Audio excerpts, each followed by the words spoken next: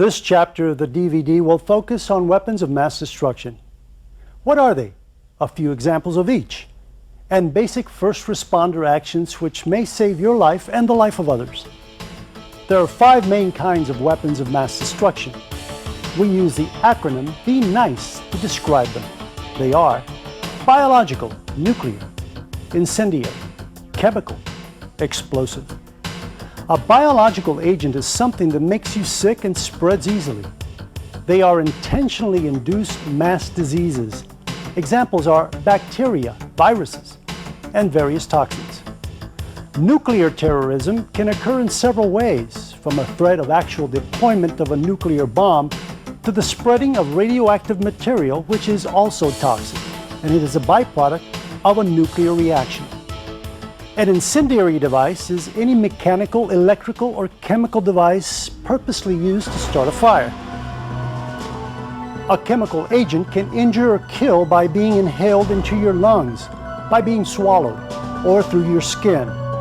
Some examples are those that affect the nervous system, those that could cause skin damage, and those that prevent your blood from absorbing oxygen.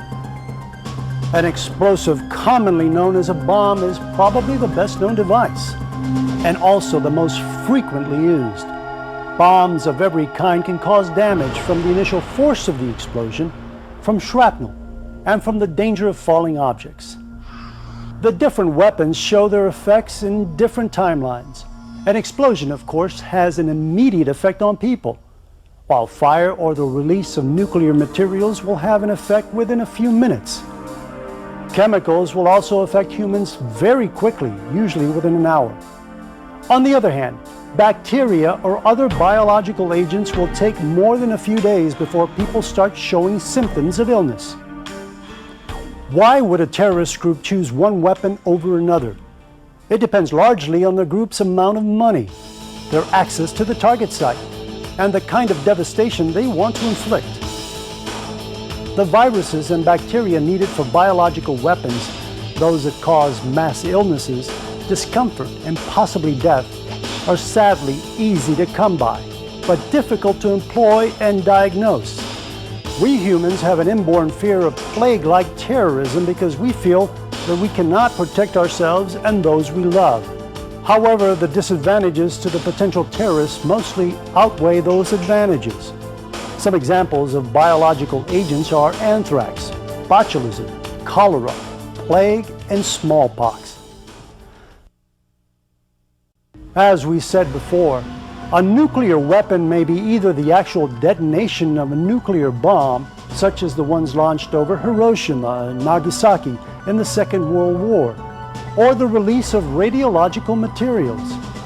A nuclear bomb would have immense effects on both people and structures, and those effects last a very long time. The psychological impact is enormous. However, despite writing in the popular media, it's not all that simple to get one's hands on the materials needed to create a nuclear bomb, and it is extremely expensive. And the retaliation by the United States would be devastating. Radiological materials, which can cause both immediate acute poisoning and long-term health problems, can be deployed as a secondary component of another weapon, such as a dirty bomb. An example of a dirty bomb would be radiological material attached to a common explosive device, such as a pipe bomb. An incendiary device is something that starts a fire. Such devices are easy to make from materials anyone can buy. Fire is very frightening because it is dramatic, dangerous, and it grows and moves very fast. The terrorists may end up destroying more property than lives. Incendiary devices can be started by chemical, electronic, or mechanical triggers, and they may be left in place, thrown by hand, or self-propelled like a rocket. The C in the BSIS acronym stands for chemical agents. You may have heard of the nerve agent sarin released in the Tokyo subway system by a terrorist group in 1995. Like biological agents, they are easy to find and steal, easy to make, and relatively cheap.